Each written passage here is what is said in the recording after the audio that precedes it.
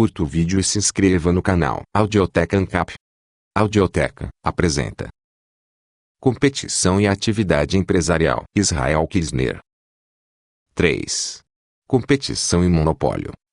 Nossa ampla discussão a respeito da atividade empresarial colocou-nos em posição de rever criticamente a forma como a teoria contemporânea do preço trata das questões de monopólio e de competição. Nossa própria posição diferirá profundamente da ortodoxia dominante quanto a esses aspectos crucialmente importantes da teoria do preço. E nosso desacordo com a teoria dominante baseia-se claramente nos nossos insights da natureza da atividade empresarial e do papel que ele desempenha no processo de mercado. A ortodoxia contemporânea examina a determinação de preços e totais de produção no âmbito de uma série de estruturas de mercado alternativas. Algumas delas são, com o acréscimo de diferentes advérbios modificadores, rotuladas de competitivas. Outras são, com as mesmas restrições, rotuladas de monopolísticas. A vasta literatura que trata desse aspecto da teoria consiste, em grande medida, de discussões a respeito de critérios conflitantes para classificar as estruturas de mercado e a respeito da propriedade dos diversos rótulos. A insatisfação com essa literatura nasce, em última análise, de insatisfação com as teorias do preço que se limitam a examinar os estados de equilíbrio. Uma teoria que evita tentar compreender o processo de mercado, qualquer que seja sua preocupação com a competitividade, será claramente incapaz de fornecer um insight das diferenças entre um processo competitivo e outros processos. A ortodoxia contemporânea, na realidade, vê a competição e, evidentemente, o monopólio, como uma situação, e não como um processo. Minha posição consistirá em enfatizar a necessidade de examinar o caráter competitivo do processo de mercado e, portanto, a necessidade de desenvolver critérios para que competitividade seja a expressão a ser usada nesse contexto. Isso nos fará discordar novamente da teoria contemporânea do preço quanto ao uso da expressão monopólio e, em particular, quanto à teoria da competição monopolística. Argumentarei que a última teoria abandonou sua ênfase primitiva na competição perfeita por razões equivocadas, e, assim, a nova teoria sofreu dos mesmos defeitos que tornaram a velha teoria inadequada. Competição, uma situação ou um processo. Para o leigo, a expressão competição transmite, indubitavelmente, a noção de homens competindo vigorosamente uns com os outros, cada um esforçando-se para apresentar um desempenho que supere o dos seus rivais. A essência da ideia é a consciência do que os rivais estão fazendo e o esforço consciente de fazer alguma coisa diferente ou melhor. Como tem sido explicado inúmeras vezes, a expressão competição, na teoria econômica, é usada exatamente no sentido oposto. Competição, no sentido lato em que os homens de negócios a entendem, consiste, em grande parte, em destruir a competição no sentido estreito, como a entendem os economistas. A competição perfeita denota, para o teórico do preço, a situação onde cada participante do mercado sabe exatamente o que os outros estão fazendo, onde é completamente sem sentido tentar realizar alguma coisa melhor que o que já está sendo feito por outros, e onde, na realidade, não é de todo necessário manter os olhos abertos para o que os outros estão fazendo. É o estado de aceitação plácida do veredito do mercado no que diz respeito ao preço. Essa diferença entre a terminologia do economista e a do leigo tem sido frequentemente deplorada como capaz de gerar confusão quanto à natureza da competição na ciência econômica e como capaz de obstruir a comunicação com os não iniciados. Só muito recentemente se passou a reconhecer não apenas que a terminologia do leigo corresponde a um aspecto do processo de mercado que exige urgentemente atenção teórica por seus próprios méritos, mas também que a terminologia do economista prestou um desserviço à teoria econômica ao desviar a atenção desse aspecto. Ao reservarem a expressão competição para o seu sentido especial na teoria neoclássica, os economistas foram, por muito tempo, levados a ignorar a necessidade de analisar o papel do processo competitivo. Não foi sempre assim. Constatou-se recentemente que, para Adam Smith, a competição não era uma situação, mas um processo ativo, e que a noção de competição como uma situação isenta de atividade competitiva, no sentido do leigo, originou-se somente mais tarde, a partir do interesse de Cournot pelos efeitos da competição, e não pelo próprio processo. Mas foi o desenvolvimento da noção de competição de Cournot, talvez porque os economistas concordavam com Stigler em julgá-la infinitamente mais precisa e elegante que a de Smith, que passou a dominar o pensamento econômico. E foi, talvez, só depois, pelo menos na teoria econômica anglo-americana, do perspicaz e pioneiro ensaio de Hayek, Time and Golf Competition, que a distinção entre os dois conceitos, competição como processo e competição como estado resultante de um processo, foi estabelecida com clareza. Saber se é ou não justo atribuir ao economista neoclássico uma teoria do preço que dependia inteiramente da competição perfeita não é nossa preocupação atual. A afirmação de Shorey e Peterson de que os principais neoclássicos, notadamente J. B. Clark e Marshall, não ignoravam de modo algum a pertinência e utilidade social do que mais tarde se tornou o conceito de competição viável de J. M. Clark é bem conhecida. Mas a verdade é que, nem a competição viável, nem o processo de destruição criadora de Schumpeter, que Peterson parece equiparar à competição viável, e muito menos o desenvolvimento de competição monopolística de Chamberlain, envolviam qualquer tentativa de tratar da competição como um processo de mercado. Nenhuma dessas divergências reconhece que a inutilidade da noção, supostamente tradicional,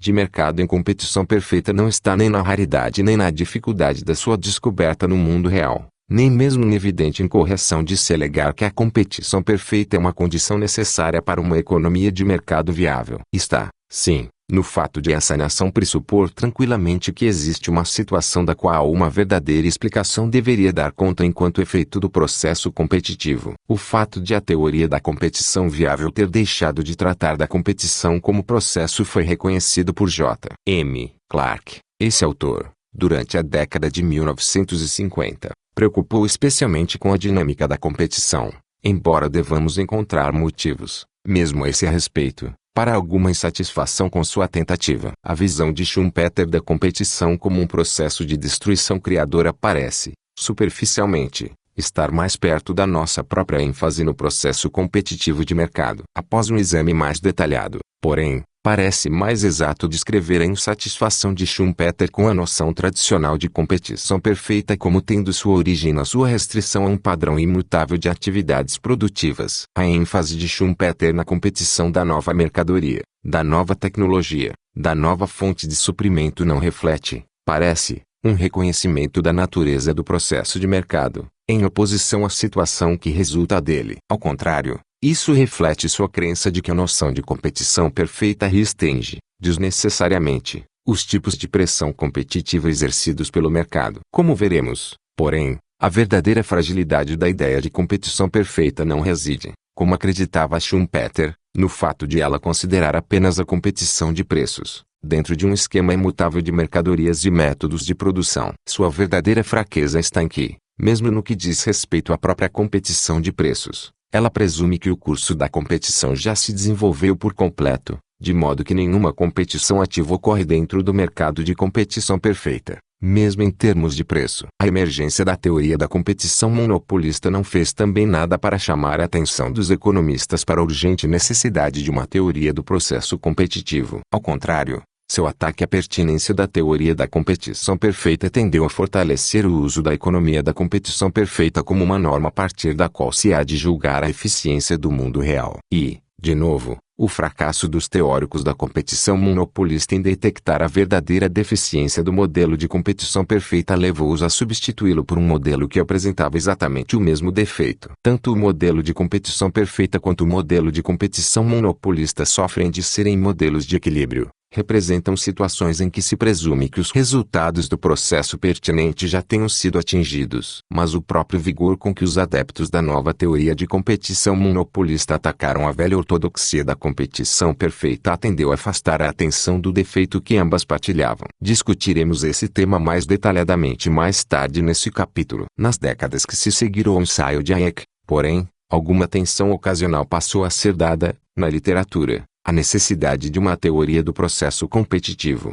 e é reconhecido por todos, pelos menos, que o modelo de competição perfeita não fornece uma teoria de qualquer processo que seja. Embora seja demais afirmar que o ensaio de Hayek, finalmente, tenha feito os economistas reconhecerem a distinção entre competição como processo e competição como situação resultante de um processo, passou-se a reconhecer que a teoria do equilíbrio competitivo deve ser suplementada por uma teoria do processo, e que a noção de competição dos leigos pode fornecer ao menos um indicador para a construção de tal teoria. Competição, no sentido de processo, é um dos principais temas deste livro e está em estreita ligação com a atividade empresarial, que estaremos explorando na próxima sessão. Em seguida, Examinaremos o possível papel do monopólio dentro do tipo de teoria do preço que emerge do nosso insight ligando competitividade com a atividade empresarial.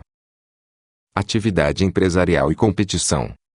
A proposição que tentarei explicar aqui envolve as noções de atividade economizadora puramente robinsiana, de atividade puramente empresarial, tal como ela foi desenvolvida longamente no capítulo 2, e de competitividade, no sentido de processo, tal como ela foi discutida na sessão anterior. A proposição consiste aproximadamente no seguinte: a atividade economizadora puramente robinsiana não é nunca competitiva, a atividade puramente empresarial sempre o é. Em outras palavras, estou afirmando que a atividade empresarial e a competitividade são duas faces da mesma moeda, que a atividade empresarial é sempre competitiva e que a atividade competitiva é sempre empresarial, e não robinsiana. Examinemos melhor essa proposição. Descobrimos, no capítulo 2, que, para que a tomada de decisões seja robinsiana, o tomador de decisões deve ser visto dentro de um dado quadro de fins e meios. Sua tarefa é escolher a melhor via de ação dentre todas aquelas viáveis dentro do quadro dado. No contexto do mercado,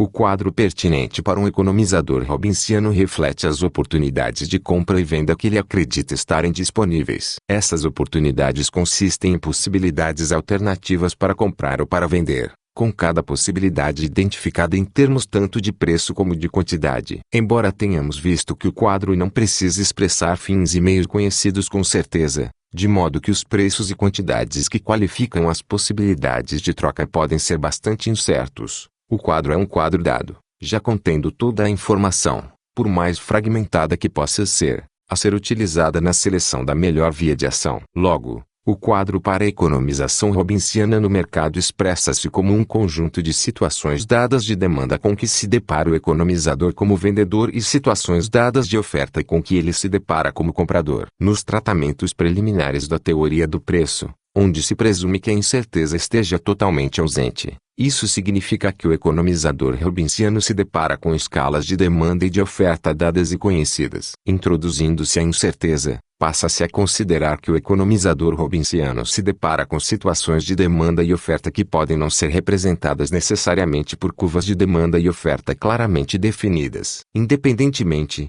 porém, da imprecisão dessas curvas, o caráter robinsiano da situação exige que consideremos que o tomador de decisões escolhe um programa ótimo de compra ou venda, ou ambos, dentre todos os programas que ele acredita, com variados graus de convicção, serem viáveis. A proposição acima está afirmando que, ao selecionar esse programa ótimo de compra e venda, o tomador de decisões robinsiano puro não está procurando superar os seus rivais. Ele não está atento para saber que oportunidades eles estão prestes a pôr à disposição do mercado, a fim de procurar pôr à disposição oportunidades ainda mais atraentes. É, evidentemente, verdade que, a fim de que a situação de alocação robinsiana se estabeleça, a fim de que a gama de programas viáveis, dentre os quais deve ser feita a seleção economizadora, seja percebida, pode ser necessário notar muito cuidadosamente o que os seus rivais estão prestes a fazer, e julgar que programas possíveis de compra ou venda são factíveis, à luz do que eles estão ou não estão fazendo. E isso pode significar que, depois que a decisão economizadora robinsiana foi tomada, o tomador de decisões pode parecer ter de fato competido ativamente com os seus rivais. Pode parecer que o programa final de compra ou venda que ele adota vai agressivamente além do que outros estão pondo à disposição do mercado. Mas, como foi explicado no capítulo 2, a tomada de decisões robinsiana pura pressupõe que o quadro já foi estabelecido. É precisamente o elemento empresarial responsável pelo estabelecimento do quadro robinsiano que não é, ele próprio, um fator na decisão economizadora. O que, exposto, pode fazer com que pareça que o economizador robinsiano competiu agressivamente precisamente, esse elemento empresarial que está, por definição, excluído da análise da decisão puramente alocativa. Não existe nada, na calculada atividade em que consiste a tomada de decisões robinsiana, que exija superar deliberadamente seus colegas participantes do mercado. Assim, embora vejamos, no sentido em que a competição é definida na teoria da competição perfeita, os compradores e vendedores competitivos como economizadores robinsianos, essa visão não pode ser mantida, Na medida em que reservamos a expressão competição para o processo ativo de oferecer as oportunidades de mercado que se acredita serem melhores que aquelas que outros são capazes ou estão dispostos a oferecer. Mas minha proposição afirma mais do que simplesmente que toda atividade competitiva, no sentido de processo, deve envolver um elemento de atividade empresarial. Ela afirma também que, na medida em que o teórico é capaz de visualizar a atividade puramente empresarial, e vimos, admito, que tal visualização não pode nunca ser mais que um artifício analítico, tal atividade deve sempre ser competitiva, no sentido de processo. Essa é, provavelmente, a parte mais importante da minha proposição e merece um exame cuidadoso. A fim de perceber a correção dessa parte do meu argumento, é necessário esclarecer, em primeiro lugar, o que devemos compreender por obstáculo à competitividade no processo de mercado. Na teoria da competição perfeita, é fácil explicar o que se quer dizer por imperfeição na competição,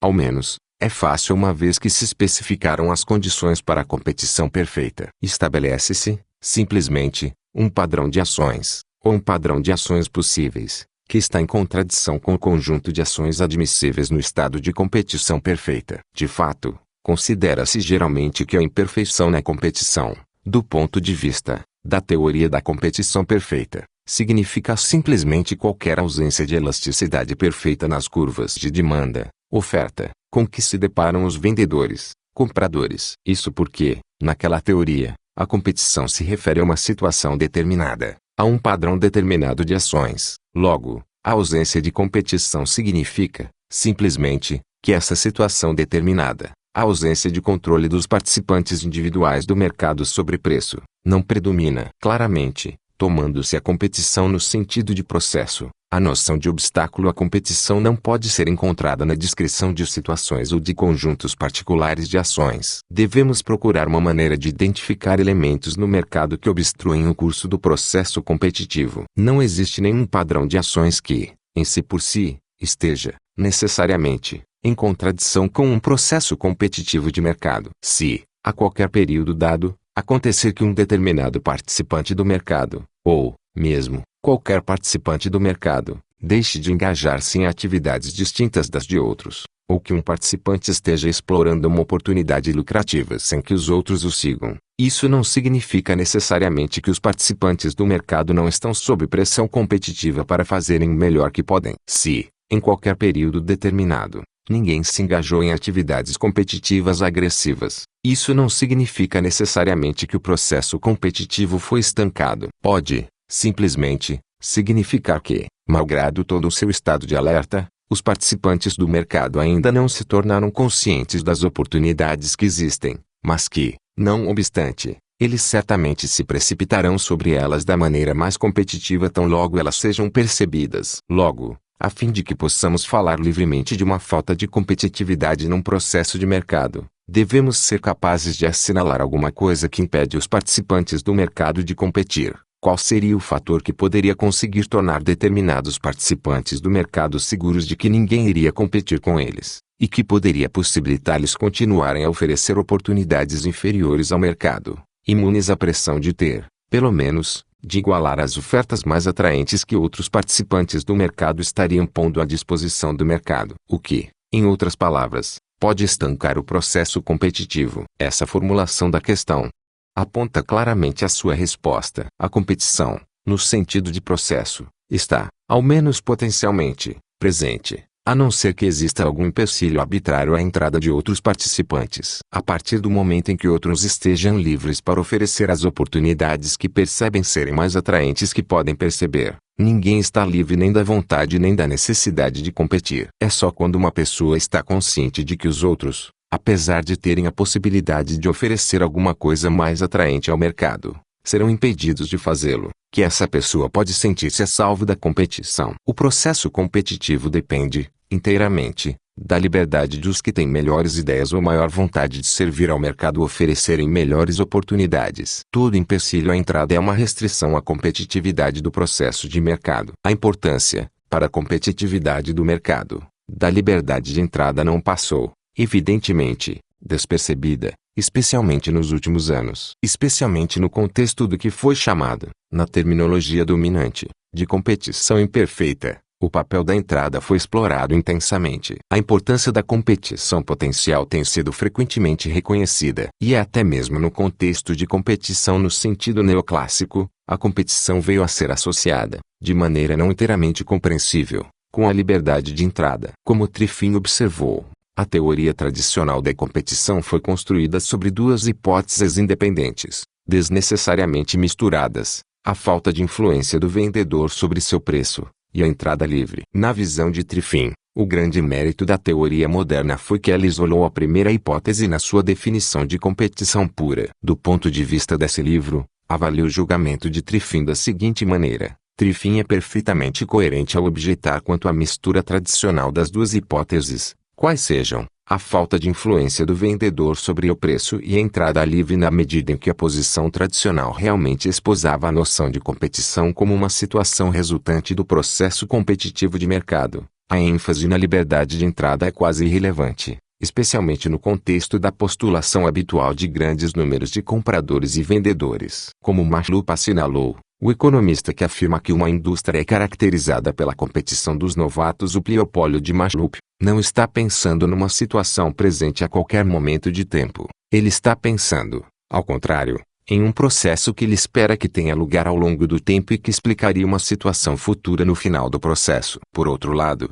o apoio entusiástico de Triffin à exclusão final do elemento de liberdade de entrada da definição formal de competição constitui um passo, e, do meu ponto de vista, um passo infeliz, que nos afasta ainda mais do reconhecimento da necessidade de uma teoria do processo competitivo de mercado. Seja como for, para a nossa própria discussão da competição como processo, não pode haver dúvida de que a condição necessária e suficiente para que a competição exista sem obstáculos é a completa liberdade de entrada em todos os tipos de atividades de mercado. Quando afirmamos que a atividade puramente empresarial é sempre competitiva, estamos então afirmando que no que tange a atividade puramente empresarial, não pode existir nenhum obstáculo possível à liberdade de entrada. Podemos ver isso recordando que a atividade puramente empresarial não envolve nenhum elemento de propriedade de recursos. Ora, na ausência de restrições governamentais sobre determinadas atividades, a única fonte possível de bloqueamento à entrada numa determinada atividade deve originar-se do acesso restrito aos recursos necessários para essa atividade. Sem laranjas,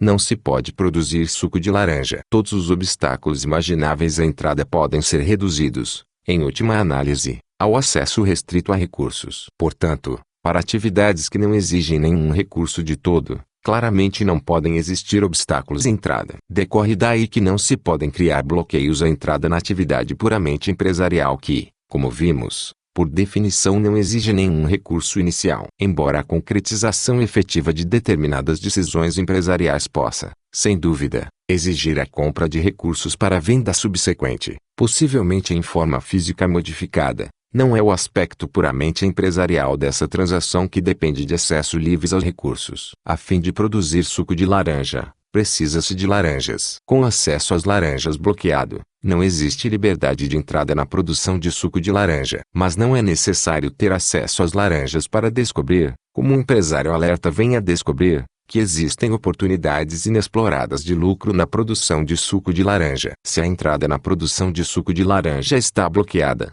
isso não pode ser atribuído a qualquer ausência de liberdade para entrar na atividade de empresário. A origem do bloqueio deve ser buscada na disponibilidade de laranjas ou outros insumos necessários. Inversamente, se não existem limitações sobre a disponibilidade de todos os insumos necessários, segue-se que a produção de suco de laranja deve ser levada avante sob condições plenamente competitivas, no sentido de processo, já que o elemento empresarial necessário para dedicar-se à produção de suco de laranja não está sujeito, quase por definição, a obstáculos à competição. Pode-se objetar que a distinção entre o elemento empresarial numa atividade produtiva e seu elemento economizador robinsiano é uma distinção completamente artificial introduzida pelo teórico. Logo, se a entrada nessa atividade produtiva está bloqueada, não faz muito sentido insistir que o obstáculo relaciona-se apenas com o elemento robinsiano, e de modo algum com o elemento empresarial da atividade. Os dois elementos são, na realidade, encontrados sempre juntos. Mas essa objeção não pode ser sustentada. Embora seja inteiramente verdade que dissecar um determinado ato nos seus componentes robinsianos empresariais deva continuar a ser um exercício de análise pura, Não é de modo algum verdadeiro que nossa demonstração do caráter necessariamente competitivo da atividade empresarial seja um simples jogo. Como veremos, ela nos possibilitará reformular todo o conceito de monopólio e esclarecer proveitosamente problemas teóricos que deram origem a muita discussão na literatura moderna. O significado de monopólio. Tanto os economistas como os leigos têm sempre visto o monopólio como, de certo modo, a antítese da competição. Tradicionalmente, o conceito de monopólio envolvia a noção de um vendedor com controle sobre a oferta, protegido contra a possibilidade de outros entrarem no mercado. Sob o impacto das teorias de competição imperfeita e monopolística e da tensão resultante dada ao caso oposto, o de competição perfeita, alguns economistas passaram a perceber a presença de um certo grau de monopólio em todas as situações onde a curva de demanda com que um vendedor se depara era menos que perfeitamente elástica. O próprio Chamberlain rejeitou vigorosamente essa e todas as outras tentativas de afastar-se da noção tradicional de monopólio. Outros autores têm se inclinado, ao formularem um conceito preciso de monopólio, a enfatizar a independência do vendedor monopolista no que tange aos efeitos de mudanças de preço por parte de outros vendedores. A despeito da falta de unanimidade em atribuir uma definição precisa à noção de monopólio, a análise formal do mercado monopolizado tem sido levada a cabo com relativamente poucos desacordos. Como no caso do mercado de competição perfeita, a análise do mercado monopolizado tem, invariavelmente, girado em torno da teoria da empresa. Os desacordos quanto a definições têm, sobretudo, tido implicações para o problema de classificar diferentes mercados. O insight teórico quanto a como os elementos monopolísticos e competitivos podem estar presentes juntos e as discussões a respeito da validade da noção de indústria têm dependido da noção particular de monopólio adotada. A Revolução Chamberlainiana considerou sua principal contribuição o abandono de um esquema de análise onde monopólio e competição excluem-se mutuamente. Em seu lugar, seus adeptos procuraram introduzir uma imagem do mercado constituído de empresas exercendo, cada uma, algum grau de controle monopolístico sobre sua produção, mas sujeitas, ao mesmo tempo, à competição de outras empresas que produzem outros produtos. Em que medida a competição de outras empresas e outros produtos enfraquece a eficácia do controle monopolístico de uma empresa sobre a oferta do seu próprio produto depende da medida em que o produto dessa empresa é de fato diferente de outros produtos. Para a teoria chamberlainiana,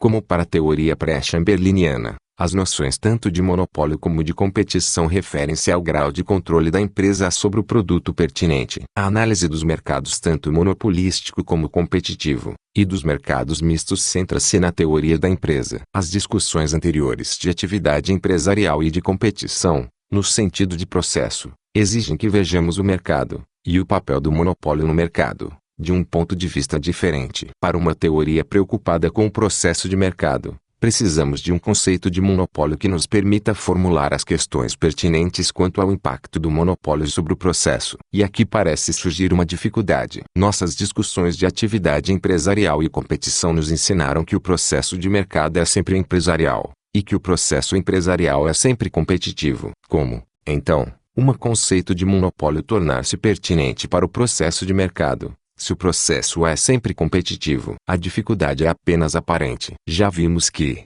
ao considerar a competitividade do processo de mercado, a questão crucial diz respeito à liberdade de entrada. Ora, é verdade que, com respeito à atividade puramente empresarial, não existe nenhum obstáculo à entrada. Mas não é menos verdade que obstáculos ao exercício da atividade empresarial podem ser imaginados com muita facilidade. Embora não seja imaginável um monopólio sobre a atividade empresarial, já que, para a pura atividade empresarial, não são necessários recursos. Já vimos que o acesso restrito a recursos necessários pode impedir, de forma efetiva, que empresários potenciais descubram oportunidades inexploradas de lucro, não porque o monopólio os tenha impedido de perceber as oportunidades, quaisquer que sejam, que há para serem percebidas, mas porque o monopólio sobre os recursos pode ter eliminado as próprias possibilidades. Sem acesso às laranjas, a entrada na produção de suco de laranja está bloqueada. O monopólio, então, num mercado livre de obstáculos governamentais à entrada,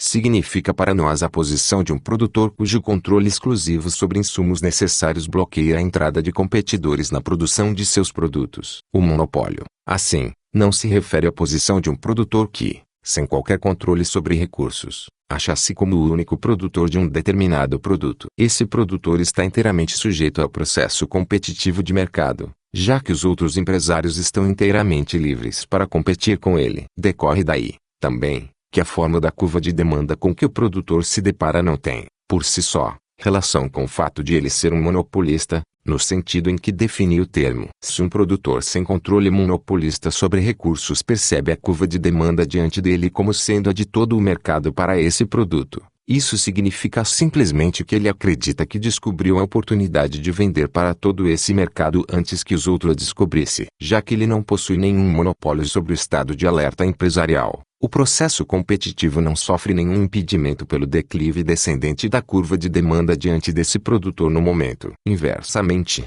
o controle monopolista sobre insumos, que bloqueia efetivamente a entrada numa determinada atividade produtiva, não está, necessariamente, em contradição nem mesmo com uma curva horizontal de demanda que se percebe fazer o fácil ao monopolista. Um caso assim poderia ocorrer, por exemplo, quando muitos outros produtores estão produzindo o produto a um preço corrente e universalmente conhecido com insumos inferiores, enquanto por outro lado o monopolista ainda não descobriu que a produção que ele produz com seu próprio recurso monopolizado é de fato um produto melhor. Só numa teoria despreocupada com o processo empresarial, preocupada apenas com o estado de coisas com que as empresas se deparam depois que o processo, presumivelmente, já se desenrolou, a forma da curva de demanda com que uma empresa se depara pode parecer da maior importância. Para nós, com a atenção centrada sobre o caráter competitivo do processo empresarial, o conceito de monopólio precisa ser introduzido a fim de que seja relevante para discussões ao nível empresarial, um nível em que a própria ideia de uma curva dada de demanda vista como já estando diante do tomador de decisões representa pressupor como verdadeiro exatamente o que se busca demonstrar. A essas duas noções de monopólio comparadas. Será proveitoso, nesse ponto, examinar um pouco mais detidamente as diferenças que separam a noção de monopólio que acabamos de propor daquela que tem dominado a teoria ortodoxa do preço. 1.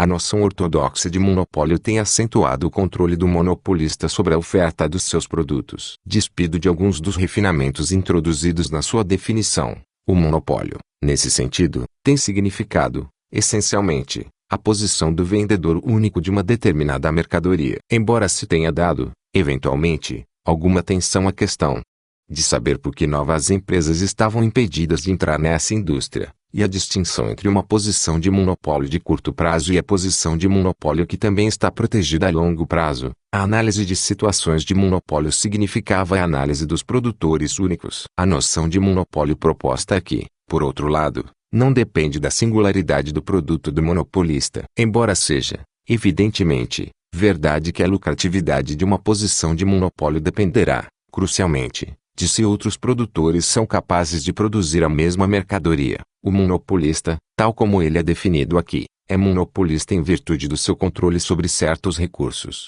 o que o torna imune à concorrência de outros empresários que poderiam, em outras circunstâncias, entrar no seu campo de atividade. Essa imunidade, porém, não o protege contra a competição de outros empresários que podem resolver entrar em campos de atividade muito semelhante, inclusive, possivelmente, na produção da mesma mercadoria com outros recursos não monopolizados. 2. A noção de monopólio proposta aqui, então, não depende da validade do conceito de uma indústria, já que, para nós, o monopolista não é definido como o único produtor na indústria. Não nos perturbamos, ao contrário dos teóricos ortodoxos do monopólio, com o insight de que o monopolista pode enfrentar a competição de substitutos próximos. Seguem-se mais algumas observações a esse respeito, com relação a uma diferença aparente que separa os dois conceitos de monopólio. 3. Para a noção ortodoxa de monopólio, a compreensão de que a competição pode vir de produtores de outras mercadorias foi um choque violento. Essa compreensão levou Chamberlain a reelaborar completamente a teoria do valor de mercado e a proclamar a virtual universalidade de situações de mercado em que os aspectos tanto monopolístico como competitivo existem simultaneamente. Foi essa linha de raciocínio que o levou,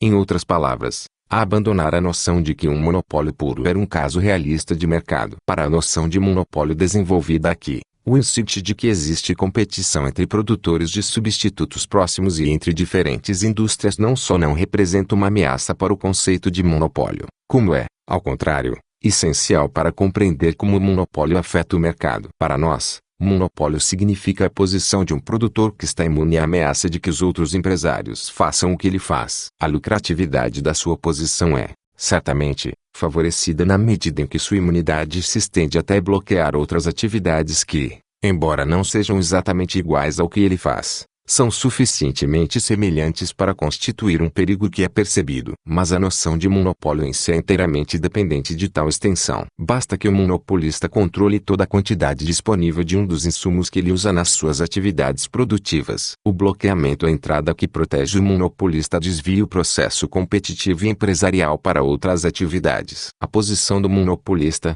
que define de modo a perceber seu impacto sobre o processo competitivo, cria um bolsão de atividade econômica, em torno do qual fervilha a atividade competitiva, empresarial, dentro do qual o monopolista espera gozar uma vida tranquila. Mas a tranquilidade da sua vida está, pela própria natureza da sua posição, sujeita ao impacto da turbulência competitiva que cerca e invade sua atividade. Na verdade, nossa análise da tomada de decisões de monopólio deve depender desse processo circundante competitivo, empresarial a fim de definir o quadro dentro do qual se considera que o monopolista está operando. É no processo competitivo, empresarial de mercado que confiamos, e o monopolista também, para obter as informações sobre disponibilidade de insumos e produtos e perspectivas de preço que estabelecem, para o monopolista, as curvas de custo e receita a partir das quais imaginamos que ele seleciona a via de ação maximizadora de lucros. Se eu produzo suco de laranja e tenho um acesso único às laranjas, meu monopólio sobre a minha atividade é total. Os empresários competidores não podem reproduzir minha atividade. É claro que eles podem produzir outras bebidas,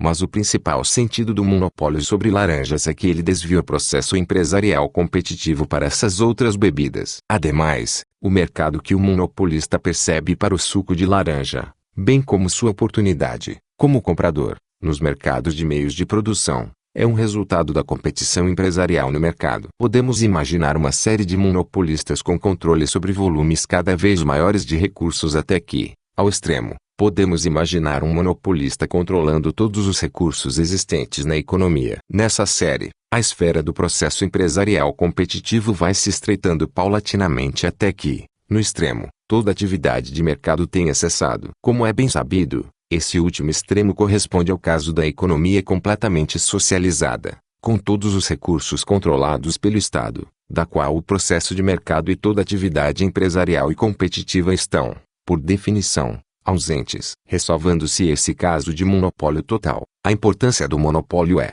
precisamente, seu impacto sobre o curso do processo competitivo de mercado. 4. Na teoria ortodoxa do monopólio, a análise do monopólio envolvia, de modo muito importante, a teoria da empresa. A tomada de decisões na empresa monopolista, na realidade, veio a demarcar uma das diferenças significativas entre o mercado de monopólio e o mercado de competição perfeita. Em particular, como vimos, a forma da curva de demanda diante da empresa foi considerada de suma importância. Já vimos que, para a nossa noção de monopólio, a forma da curva de demanda diante da empresa é de pouca importância. Mas fundamentalmente, podemos agora ver por que, para nós, a significação do monopólio não se relaciona com a teoria da empresa. É por causa disso que a forma da curva de demanda é irrelevante. Na discussão de atividade empresarial no capítulo 2, assinalei que o quadro dentro do qual a teoria da empresa funciona é estreitamente robinsiano e não permite nenhum exame da atividade empresarial. Para a teoria da empresa,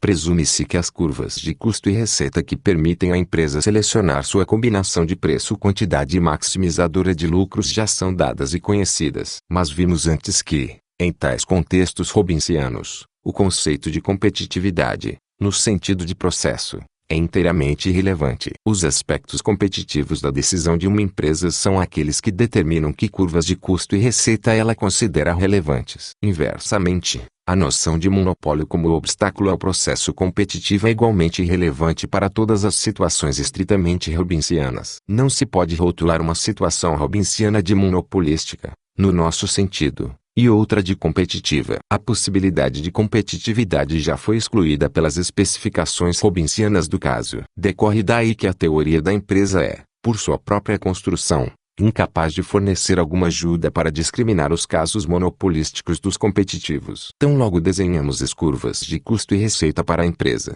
não importa qual seja sua forma, criamos um caso teórico onde todo comportamento competitivo foi excluído por definição. O que resta não é nem competitivo, nem monopolístico, no sentido de processo, mas um problema de alocação. O nível em que as questões quanto à competitividade de um mercado podem ser discutidas é diferente daquele onde são examinados os problemas de alocação puramente hobbesiana. Logo, a teoria da empresa foi construída de modo a tornar questões de competição e monopólio, no sentido de processo, completamente ociosas. Se desejamos investigar a competitividade de processos de mercado, e o impacto sobre eles de obstáculos monopolísticos à entrada, devemos transcender a teoria da empresa. A preocupação infeliz da teoria ortodoxa do preço com situações de competição e monopólio, e não com as implicações da competição e do monopólio para os processos de mercado, tem naturalmente andado de mãos dadas com uma análise da competição e do monopólio que depende, grandemente, da teoria da empresa. 5. Na teoria ortodoxa do monopólio,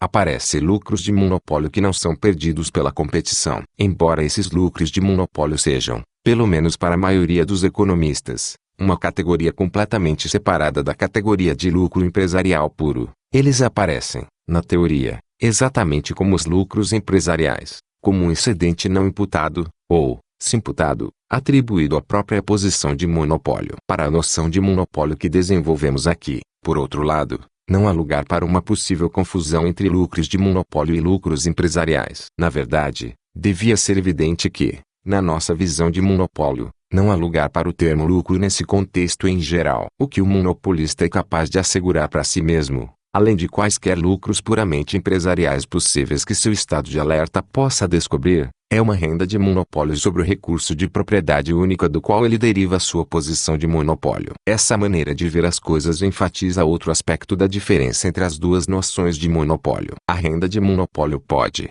afinal de contas, ser captada não só pelo produtor monopolista como também pelos proprietários monopolistas de recursos que vendem seus recursos a empresários produtores. A renda assim recebida pode refletir a capacidade dos proprietários monopolistas de recursos de obtanto ter uma receita maior restringindo o acesso do mercado a alguns dos seus recursos. Uma via de ação que não está geralmente aberta aos proprietários de recursos que não são monopolistas. Ao assinalar que os lucros de monopólio devem ser vistos como rendas sobre os recursos monopolizados, esclarecemos a semelhança essencial entre o papel do produtor monopolista e o do proprietário monopolista de recursos. Se um proprietário de recursos detém um monopólio sobre o seu recurso, ele está imune à competição empresarial no mercado de recursos e pode determinar, para o seu recurso, um preço maior que o de equilíbrio competitivo. Ao engajar-se na atividade produtiva com seu recurso monopolizado, o proprietário de recursos pode de novo determinar, para o seu recurso, um preço mais alto que o de equilíbrio competitivo,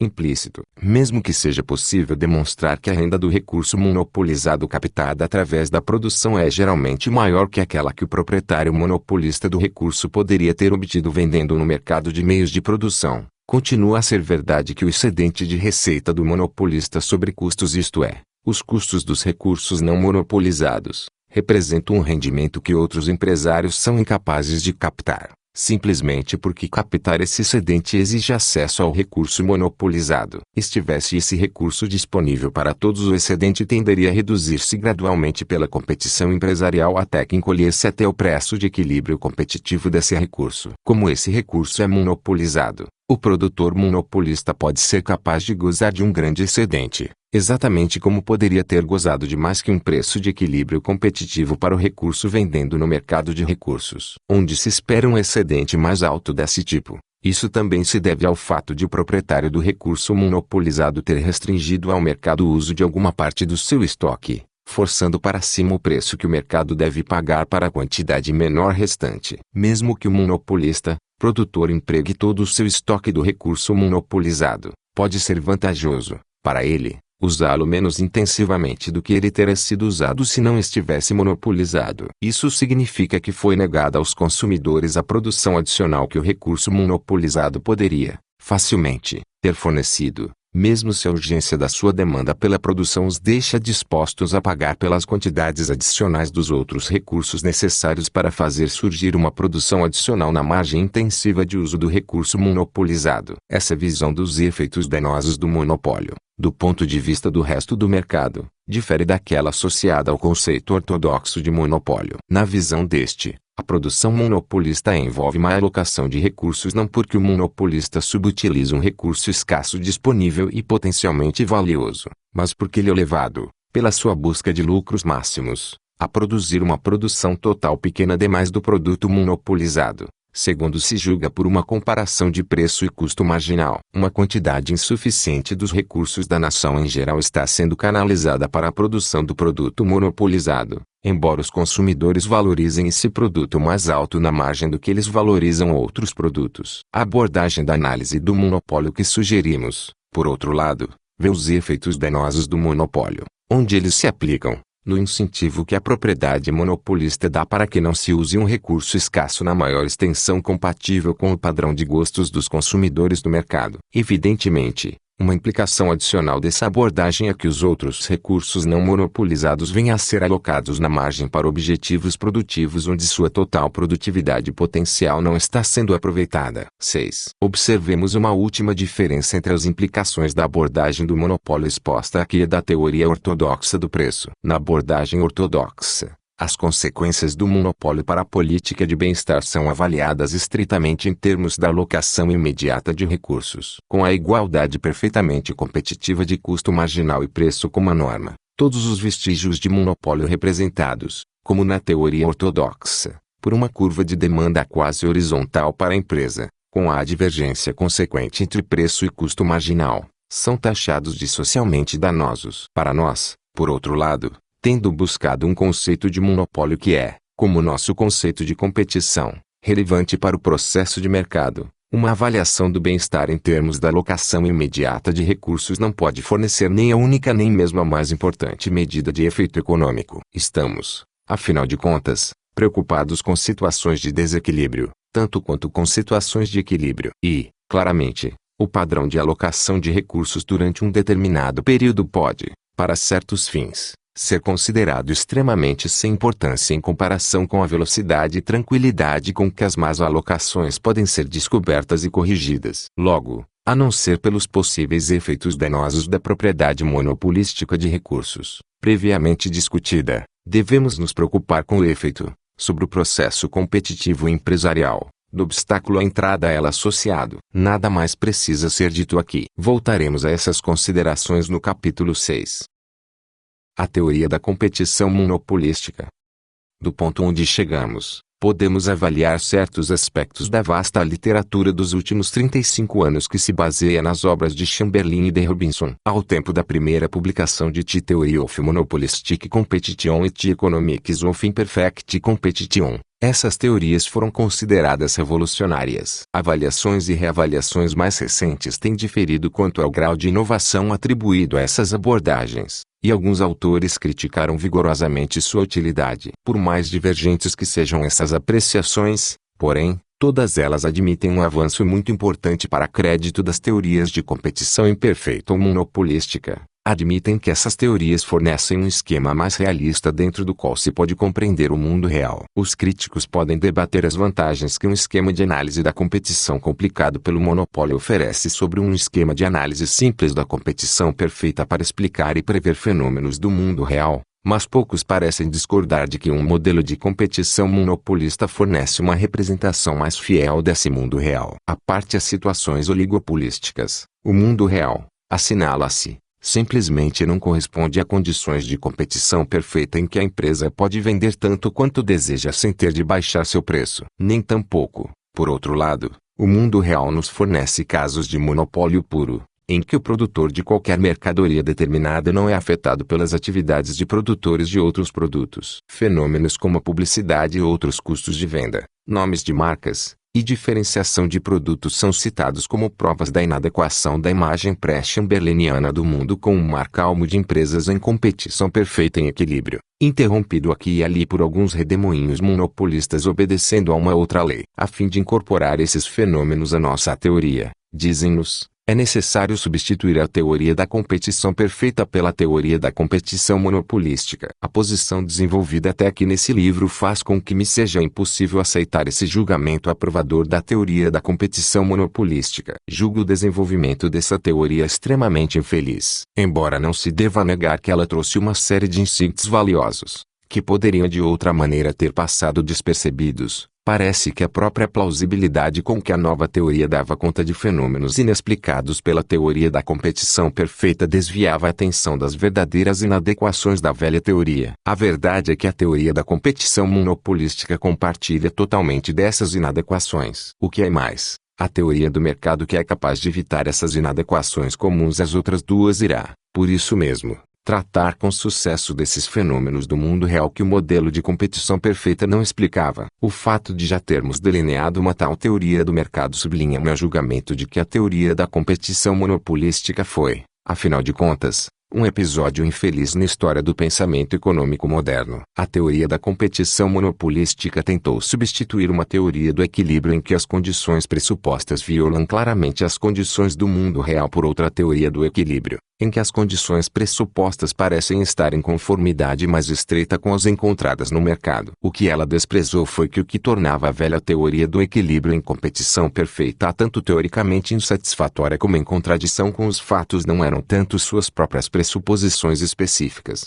como o fato de essas pressuposições fazerem dela uma teoria do equilíbrio. Logo, substituindo-se a velha teoria do equilíbrio por uma nova teoria do equilíbrio, preservava-se a inadequação teórica da velha teoria, ao mesmo tempo que se deixava de oferecer a mais simples explicação dos fenômenos do mundo real que ela não conseguia explicar. Qualquer que tenha sido o poder de atração da nova teoria do equilíbrio de competição monopolística, deve-se considerar que ela efetivamente impediu que se chegasse à teoria do processo de mercado que tanta falta tem feito à teoria moderna do preço. As decisões que os produtores tomam no mercado dizem respeito, entre outras coisas, à escolha de qualidade de produção, de quantidade de produção, e do preço a ser pedido. Cada um desses aspectos da tomada de decisão reflete muitas alternativas diferentes. Em particular, a escolha da qualidade de produção envolve não só a escolha de que mercadoria produzir, sapatos, automóveis, ou sorvete, como também questões tais como o estilo da mercadoria, a qualidade dos materiais,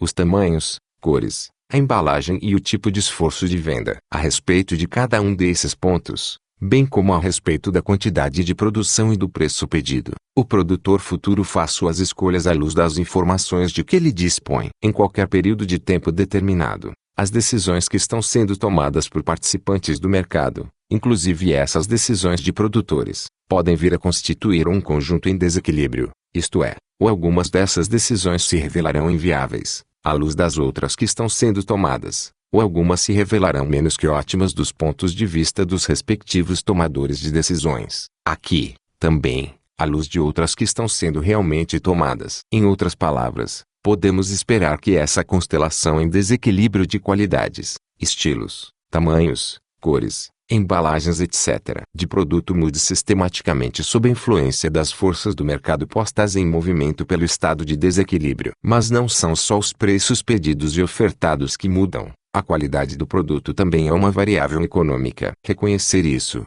porém, envolve mais que simplesmente dar-se conta de que o estado de equilíbrio também determina a constelação de equilíbrio de qualidades de produto que estão sendo produzidas. Reconhecer que qualidade do produto é uma variável é dar-se conta de que, no mercado em desequilíbrio, antes que as forças do mercado tenham abalado as decisões até padrões suavemente encaixados, uma variedade de qualidades de produto pode ser produzida pela única razão que o equilíbrio ainda não foi atingido. Em outras palavras, mesmo quando as condições são tais que o equilíbrio gerará uma qualidade uniforme de produto, a diferenciação de produto pode ser esperada durante o processo equilibrador. Assim como o mercado pode, até que o equilíbrio tenha sido alcançado, exibir mais que um preço para o mesmo produto, assim também o mercado em desequilíbrio também pode exibir diferenciação de produto. Diferenciação essa que pode, uma vez que o equilíbrio tenha sido alcançado, vir a ser abalada até atingir a uniformidade de produto. E, aqui também, exatamente como diferenças de preço no mercado em desequilíbrio podem,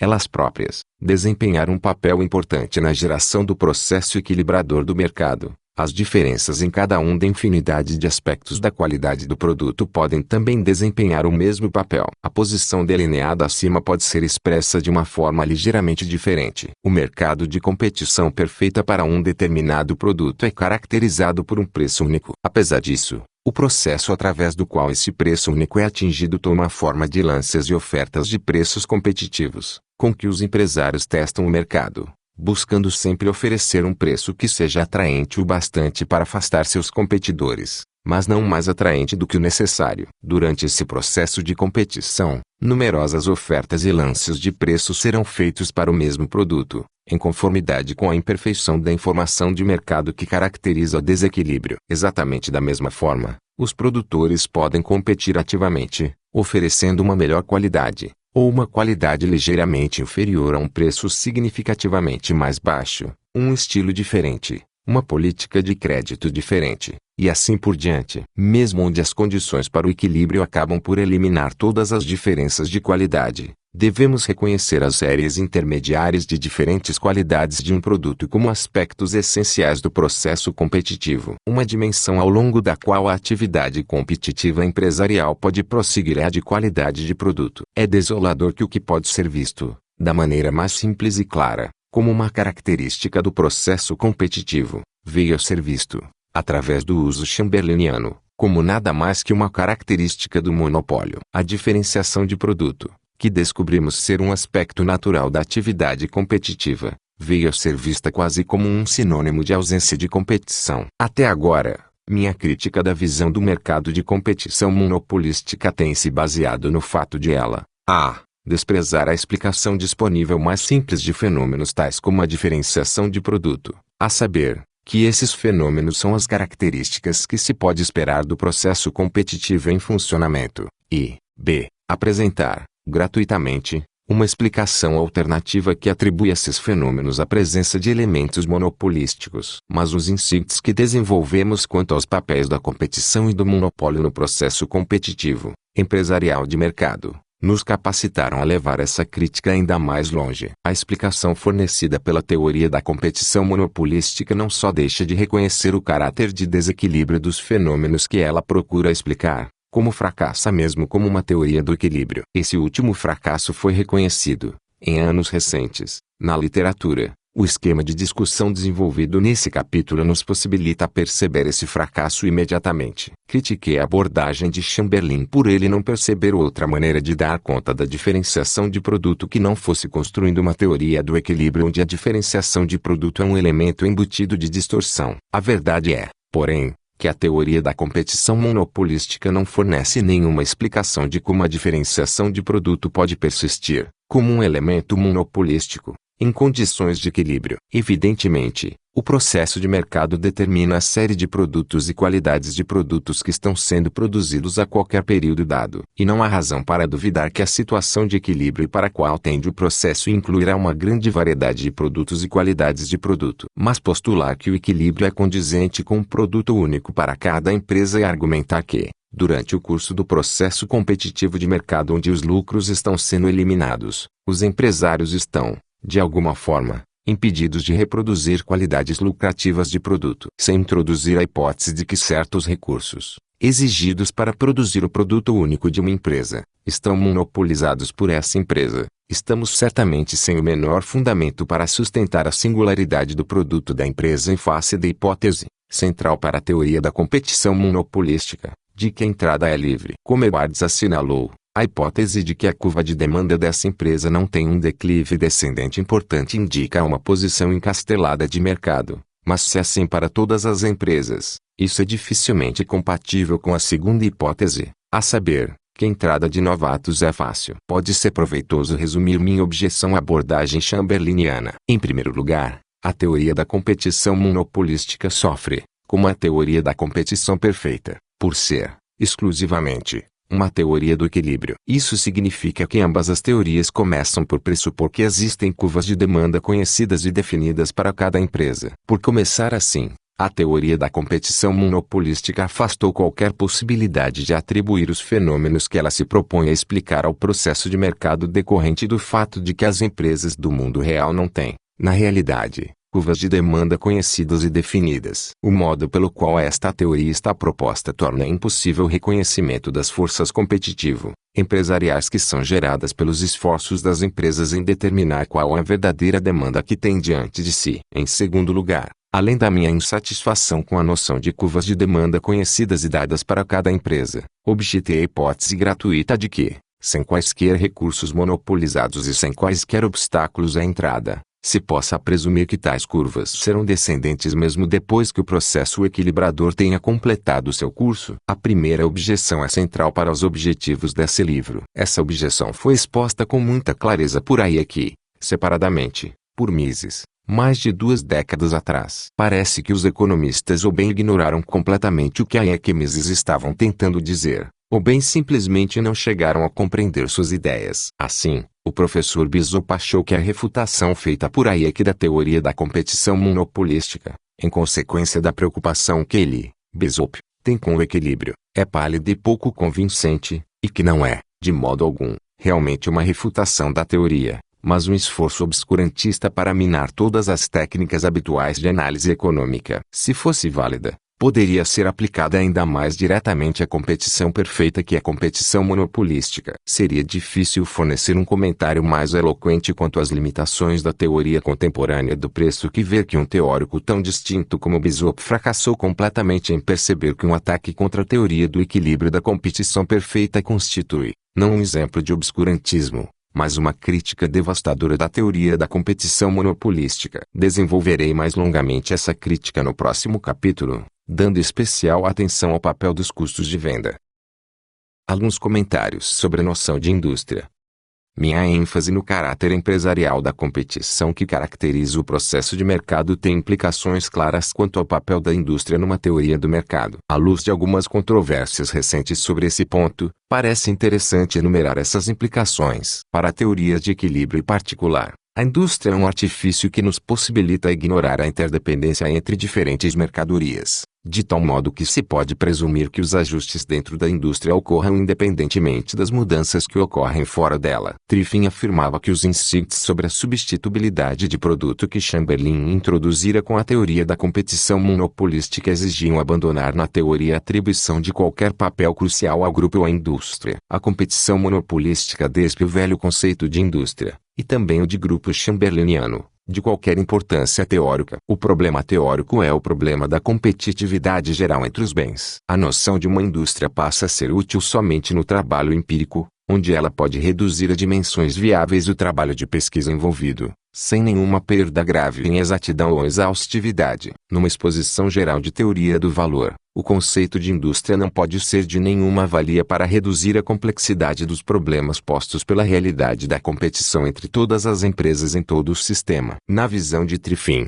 o abandono do conceito de indústria, causado e tornado possível pela teoria da competição monopolística, emancipa a teoria do valor dos seus grilhões de equilíbrio particular e estende ao longo de linhas walrasianas. Uma teoria geral da interdependência econômica não exige e não pode empregar de forma proveitosa o conceito de indústria. Uma tal teoria deve ser construída com base no reconhecimento das inter-relações entre todas as empresas. Desse modo, a teoria da competição monopolística pode construir uma ponte sobre o abismo que separa a escola marsaliana da walrasiana. Quine, recentemente, criticou profundamente a posição de Triffin. Não é verdade, sustenta Quine, que a teoria do equilíbrio geral enfatiza as inter-relações entre empresas e não entre indústrias. Não se pode, portanto, alegar que abandonar o conceito de indústria aproxima a teoria marsaliana da walrasiana. Além disso, argumenta Quine, o cerne da contribuição de Chamberlain não se encontra na ênfase na competição interempresas. Ao contrário, acredita Quine, a contribuição de Chamberlain alterou a natureza da competição interproduto, substituindo o produto pelo grupo de produtos, e considerando os mercados decompostos em grupos de submercados em estreita competição. Mas a teoria chamberlainiana, nessa visão, retém a competição sem rivalidade, anônima entre empresas que caracteriza a teoria da competição perfeita. E para Quine não há razão, ao explorar as possibilidades abertas pelas inovações chamberlainianas, para abandonar o conceito de indústria. Na verdade, conclui Quine, Reter as linhas essenciais da indústria linha ou grupo linha e do mercado linha pode abrir caminho para os métodos mais promissores de estender as novas técnicas à teoria do equilíbrio geral. A inter-relação de empresas não rivais por intermédio dos mercados de produtos é a extensão natural linha da competição monopolística dentro da teoria do equilíbrio geral, e deve ser tentada antes que as ambições sejam estendidas até o ponto de introduzir tipos rivais de competição inter-empresas também. De um ponto de vista ligeiramente diferente, o abandono por Triffin do conceito de indústria foi criticado por Olson e McFarland. Essa crítica também põe em questão a visão de que a descoberta da competição interprodutos torna o conceito de indústria inútil. Mas sua crítica não se centra, como a de Cohen, na visão de Triffin de que, em decorrência da singularidade do produto de cada empresa, a coerência exige que uma teoria da competição interprodutos seja uma teoria da competição inter-empresas. Ao contrário, Olson e McFarland põem em questão a visão de que, uma vez reconhecida a ambiguidade da competição interprodutos, é impossível traçar uma linha em torno de uma indústria, sem ignorar arbitrariamente a substitutibilidade entre o produto da indústria e outros produtos. É perfeitamente possível que uma empresa única monopólio esteja produzindo um produto, ou que um grupo de empresas esteja produzindo um produto, ou grupo de produtos, para que qual há de fato muitos substitutos entre outros produtos, mas para o qual não há nenhum substituto próximo ou competitivo. Nesse caso, concluem Olson e McFarland,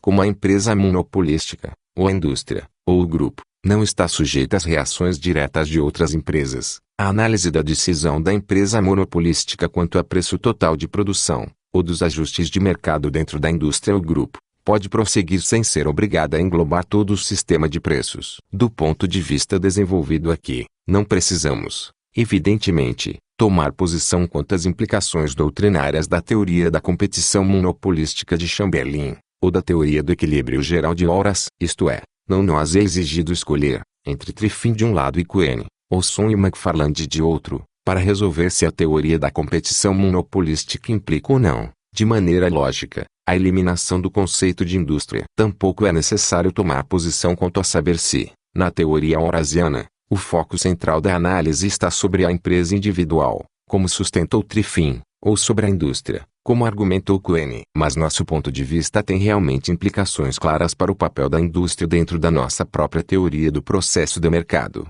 E acontece que a nossa posição quanto ao papel da indústria está mais próxima da de Triffin. Qualquer que seja a utilidade pragmática que o conceito de indústria, indubitavelmente, possui para a pesquisa aplicada, parece claro que, para uma teoria do processo de mercado, como delineei nesse livro, o conceito de indústria é de pouca valia. Vimos que o processo de mercado prossegue através da competição empresarial. Nesse processo, os participantes do mercado tornam-se conscientes de oportunidades de lucro. Eles notam discrepâncias de preço, quer entre os preços ofertados e pedidos por compradores e vendedores do mesmo bem, quer entre o preço oferecido por compradores para um produto e pedido por vendedores para os recursos necessários, e adiantam-se para captar a diferença para si mesmos, através de suas compras e vendas empresariais. A competição, nesse processo, consiste em perceber possibilidades de oferecer, a outros participantes do mercado, oportunidades que são mais atraentes que as que estão sendo postas à sua disposição atualmente. É um processo em que a rivalidade é essencial, para adotar a expressão de Cohen. Essa rivalidade consiste, não em participantes do mercado que reagem passivamente a condições dadas, mas em participantes que agarram ativamente oportunidades de lucro ao mudarem positivamente as condições existentes. Ao explicar a natureza desse processo, não podemos adotar o artifício de uma indústria, dentro da qual se presume que os ajustes são feitos de uma maneira anônima e sem rivalidade. Não somente adotar tal artifício nos forçaria a renunciar à nossa compreensão do processo competitivo dentro da indústria, como também nos destituiria da nossa possibilidade de compreender como as forças do mercado prosseguem por interação entre os produtores de diferentes produtos, já que essa interação prossegue, como sempre, através da atividade empresarial individual. Só uma teoria do equilíbrio, quer equilíbrio particular, quer equilíbrio geral, seja de competição perfeita, seja de competição monopolística, pode permitir-se ignorar os processos intra-indústria. Para uma teoria do processo de mercado, a ênfase posta na atividade empresarial individual que determina o curso dos preços de mercado para qualquer produto determinado ou grupo de produtos aponta diretamente para a extensão da mesma atividade,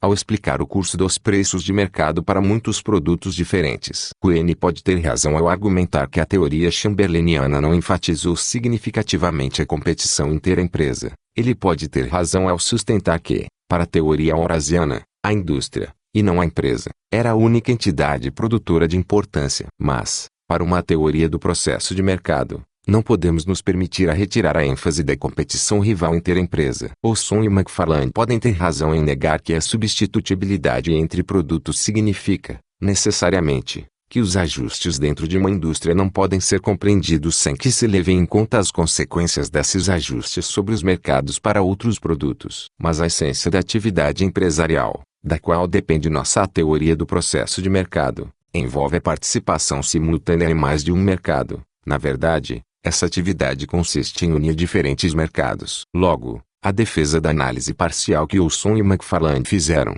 embora pudesse ser útil para a teoria do equilíbrio, é de pouca significação para uma análise do processo empresarial. Além disso, para nós, ao contrário de Olson e McFarlane, a reabilitação do conceito de indústria não é nem necessária nem suficiente para a reintrodução da categoria de monopólio puro. Para a ciência econômica do equilíbrio, em que a unidade produtora que toma decisões é a empresa robinsiana, e em que o monopólio é entendido sobretudo como um atributo da empresa, o monopolista puro exige o mesmo isolamento da reação de outras empresas que devemos postular para sustentar o conceito de indústria. Assim, para Olson e McFarlane, a restauração do monopólio puro vem de par com a restauração do conceito de indústria. A reabilitação da curva de demanda da indústria, isolada das reações, as mudanças intra-indústria, dos participantes do mercado fora da indústria, é, ao mesmo tempo, a reabilitação da curva de demanda com que se depara a empresa monopolista pura. Procuramos um conceito de monopólio que refletisse a possibilidade de imunidade à competição empresarial através de um nível de discussão em que a própria noção de uma curva de demanda para a empresa foge da verdadeira dificuldade. Esse conceito de monopólio foi encontrado na singularidade da propriedade de recursos que pode conferir ao produtor um certo grau de imunidade à competição de outros empresários,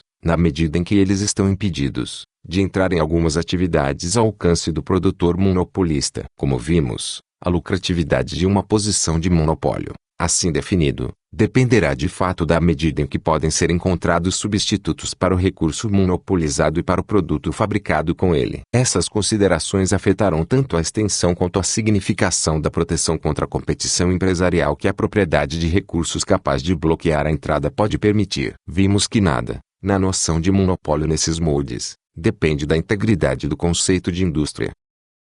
Schumpeter, Destruição Criadora e o Processo Competitivo.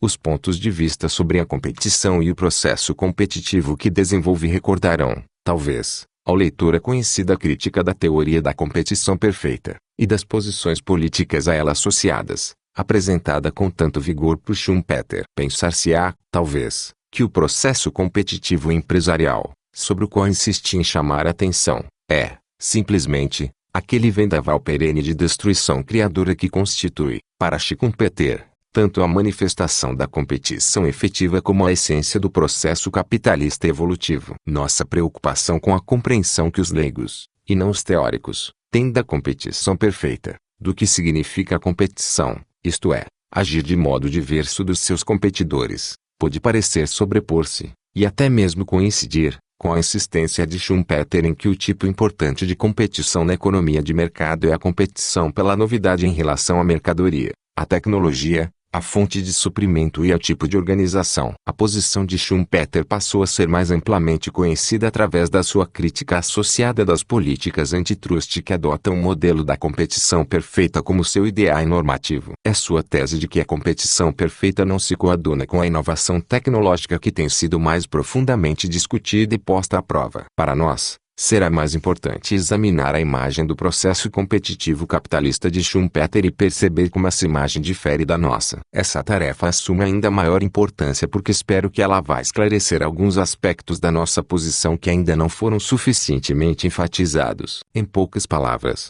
a diferença entre o vendaval perene de Schumpeter e meu próprio processo empresarial competitivo decorre consistentemente da distinção, desenvolvida no capítulo anterior, entre o conceito de atividade empresarial de Schumpeter e o que desenvolvemos aqui. Isso se origina, por mais paradoxal que pareça, de uma circunstância que parece comprovar a aparente identidade do nosso processo competitivo com o vendaval perene de Schumpeter. Ambos os processos são empresariais. A insatisfação de Schumpeter com a visão do capitalismo da teoria dominante do preço consistia, como a nossa, em reconhecer a distorção que essa visão representa ao excluir o papel empresarial. Que o nosso próprio processo competitivo é, essencialmente, empresarial, tem sido o principal tema desse capítulo. Que o vendaval perene de Schumpeter não é mais que a expressão da atividade empresarial, de Schumpeter, torna-se muito claro a partir mesmo de um estudo apenas superficial das suas obras, mesmo que ele não torne isso perfeitamente explícito na sua própria exposição do processo de destruição criadora. Assim, para Schumpeter, o tipo de competição que molda o curso do capitalismo é a competição da nova mercadoria, da nova tecnologia, da nova fonte de suprimento, do novo tipo de organização. Isso é rigorosamente análogo à linguagem que Schumpeter usa ao definir o papel do empresário. A função do empresário, lemos, é reformar e revolucionar o padrão de produção explorando uma invenção ou, mais geralmente, uma possibilidade tecnológica não testada, para produzir uma nova mercadoria ou produzir uma velha mercadoria de uma nova maneira, abrindo uma nova fonte de suprimento de materiais ou um novo mercado para produtos, reorganizando uma indústria. É essa identificação, tanto para o sistema de Schumpeter, como para o nosso, do processo competitivo com a atividade empresarial que pode nos ajudar a perceber que, na realidade, os dois sistemas estão discutindo dois processos completamente diferentes. No capítulo anterior, tanto as semelhanças como as diferenças entre o conceito da atividade empresarial de Schumpeter e o nosso foram assinalados. Em ambos os conceitos, é o estado de alerta do empresário para oportunidades até então despercebidas que lhe possibilita afastar-se da rotina.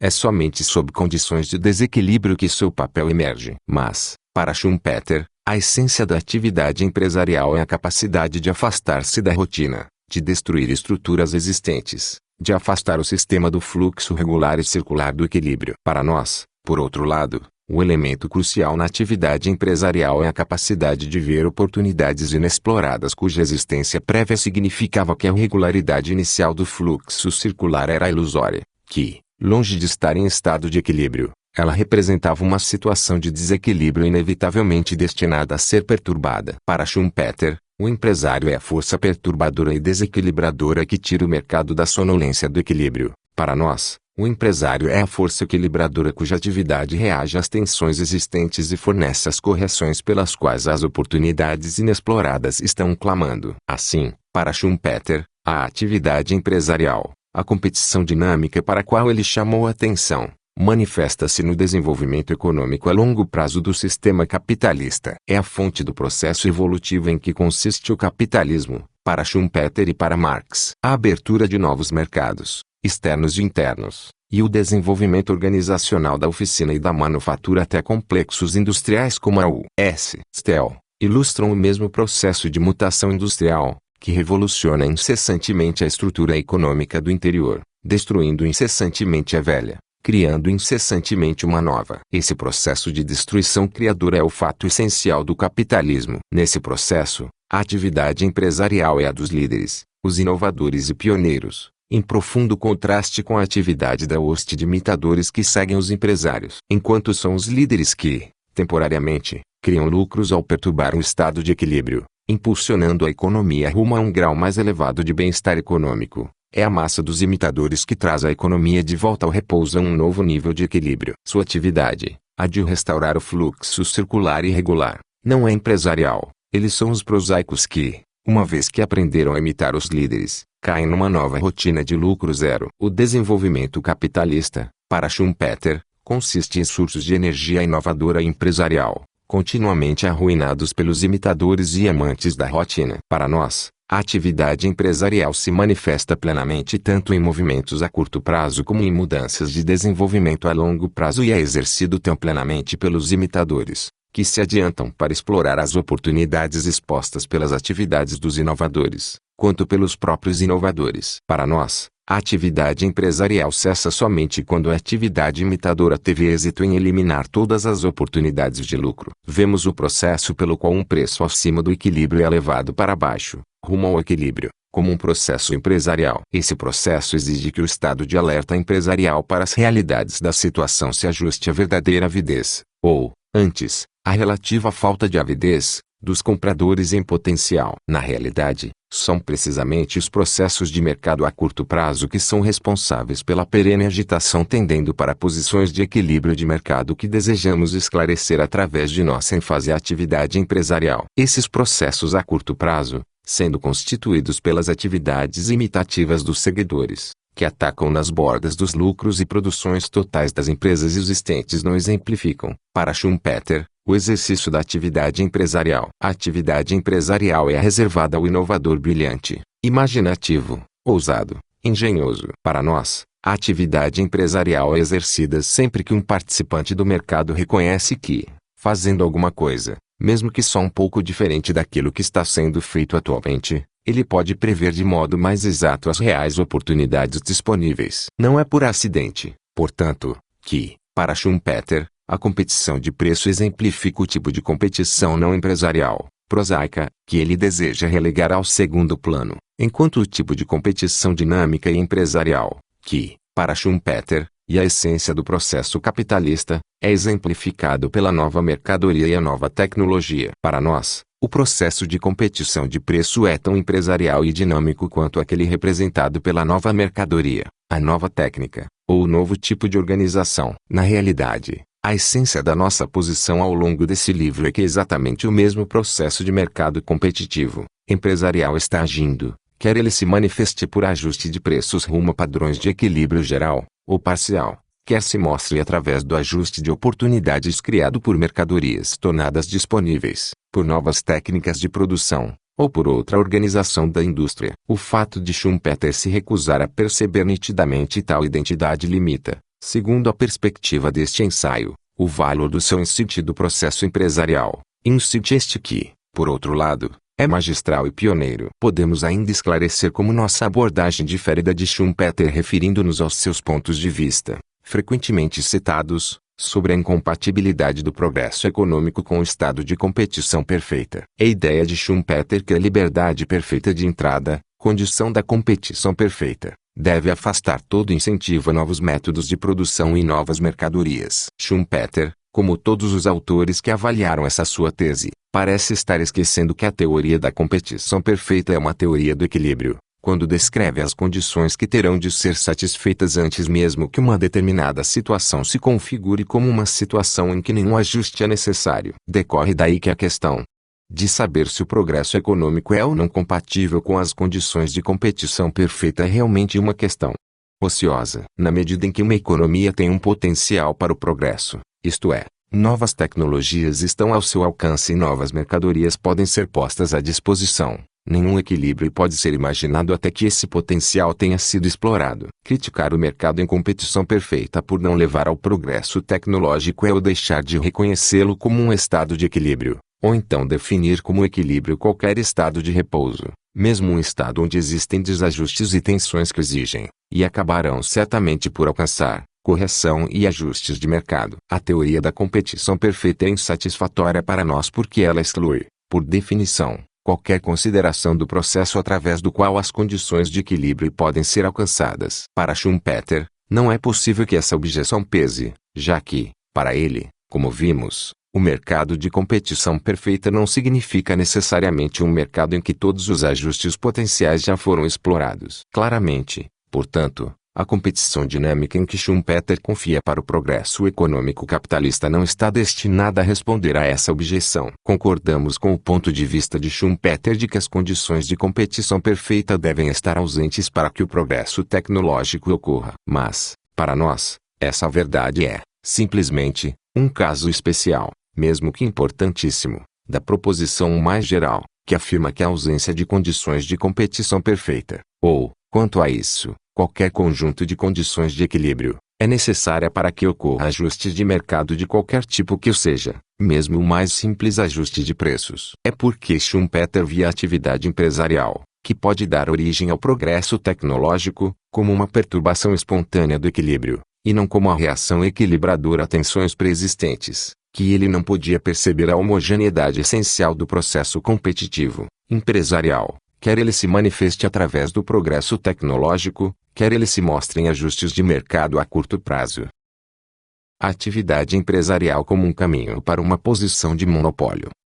Entre as inferências a serem tiradas do conceito de monopólio desenvolvido nesse capítulo, uma merece ser cuidadosamente explicada. Embora essa inferência nos vai ocupar mais tarde, eu a introduzirei aqui a fim de examinar claramente nosso conceito de monopólio. O ponto que desejo enfatizar é que uma posição de monopólio pode ser ganha pelo estado de alerta empresarial e, portanto, competitiva. Quando se compreende o monopólio como uma posição que confere imunidade à entrada de empresários competidores, essa imunidade tendo por origem uma propriedade única de recursos, torna-se de interesse investigar a origem de tal posição de monopólio. Obviamente, a origem pode ser, simplesmente, o padrão dominante de dotação em recursos naturais, tal como ele é reconhecido pelo sistema pertinente de direitos de propriedade. Numa sociedade da qual a escravidão foi excluída, um homem com habilidades naturais únicas possui uma posição nata de monopólio. A que devemos atribuir não importa que desvantagens sociais que decorram da posição de monopólio ao padrão inicial de dotação que o sistema institucionalizado de direitos tornou relevante. Mas é claro que uma posição de monopólio pode, também, surgir através de ação deliberada. Assim, quando o padrão inicial de dotação de recursos distribuiu um determinado recurso entre muitos proprietários de recursos, mas um empresário de visão compra todo o suprimento para si, ele adquiriu uma posição de monopólio através da ação empresarial alerta. Na sua exploração subsequente da sua propriedade única de recursos, ele é um monopolista protegido. Se avaliarmos os benefícios que o empresário extrai do mercado por possuir o recurso único, nós os vamos atribuir à sua sólida posição como monopolista. Por outro lado, podemos também atribuí-los ao curso de ações empresariais que ganharam para ele sua posição contra empresários potencialmente competidores. De modo bastante semelhante, as desvantagens sociais que podem derivar da posição de monopólio podem ser consideradas como resultantes do poder único do monopolista. No entanto, elas podem, também, ser tomadas como um fruto da competição em que o monopolista ganhou seu poder. Contra essas desvantagens devemos então pesar as vantagens sociais que podem ser reportadas à atividade empresarial envolvida nessa competição. Claramente, a avaliação que se faz da situação final pode ser ou de um ponto de vista de curto prazo, em que a posição do monopolista é um dado, ou de um ponto de vista de longo prazo, em que a existência dessa posição é, ela própria, explicada em termos de processo competitivo, empresarial de mercado. Tornou-se evidente que uma certa situação pode não permitir um rótulo positivo, sem ambiguidade, e, por isso mesmo, uma certa situação pode provocar uma avaliação normativa tanto favorável quanto desfavorável, dependendo da perspectiva a partir da qual é feito o julgamento. O caso em que um empresário alerta adquiriu, sem nenhum poder inicial de monopólio, uma posição de monopólio através de ação empresarial não deve ser confundido com o caso em que um empresário, por seu espírito alerta, tornou-se o primeiro, e, por ora, o único, produtor de um produto sem que tivesse tido acesso único a quaisquer recursos necessários. A expressão monopólio é, na teoria do preço hoje dominante e rotineiramente aplicada ao último caso, embora a relação das atividades do monopolista com a atividade empresarial seja raramente reconhecida. Na própria terminologia, evidentemente, o empresário mais esperto não é, a não ser que ele possua um controle único de recursos, chamado de monopolista. Sua posição favorável não só foi ganha em competição aberta com outros empresários, mas também só se mantém como uma posição especialmente favorável durante o tempo que seus competidores, para quem a entrada continua inteiramente livre, levam para descobrir como oferecer ao mercado oportunidades não menos atraentes que aquelas que ele já descobriu. Isso é rigorosamente o oposto do caso do empresário que adquire controle exclusivo de um recurso único e, desse modo, ganha uma verdadeira posição de monopólio. No último caso, a posição favorável foi de fato ganha em competição aberta com outros empresários, mas, uma vez ganha, essa posição favorável está segura e permanentemente fora do alcance de competidores potenciais. Não obstante, o caso da verdadeira posição de monopólio adquirida através de atividade empresarial pode esclarecer um aspecto importante da situação em que o empresário mais esperto, sem controle de recursos, colocou-se, temporariamente, numa posição invulgarmente favorável. Pode ser que o primeiro descobridor de uma oportunidade de mercado, mesmo no caso de ele não ter controle único sobre qualquer dos recursos exigidos para explorá-la, esteja, temporariamente, imune às atividades competitivas de outros empresários, mesmo depois que eles tenham descoberto e tenham tomado as medidas necessárias para reproduzir essa oportunidade. Durante o tempo que necessariamente decorre antes que os efeitos dessas medidas competitivas se façam sentir sobre o mercado, o primeiro empresário tem o que equivale a um monopólio temporário, uma posição que ele ganhou através de uma atividade empresarial mais competente que a dos outros. Isso é uma verdadeira posição de monopólio, na nossa própria terminologia, porque os recursos necessários para produzir a mercadoria em pauta dentro do prazo estão, de fato, indisponíveis para outros empresários. Os outros só podem requisitar os recursos capazes de produzir essa mercadoria em algum momento no futuro. Assim, o primeiro empresário, simplesmente por tomar as primeiras medidas antes de qualquer dos seus competidores, é o único produtor capaz de produzir agora. Essa posição de monopólio é, evidentemente, temporária. A avaliação que se faz dessa situação envolverá, portanto, uma escolha entre uma perspectiva de longo prazo e de curto prazo, ou seja, ainda uma dimensão a mais, além das discutidas antes nessa seção. Voltaremos a um exame mais detalhado dessas questões no capítulo 5.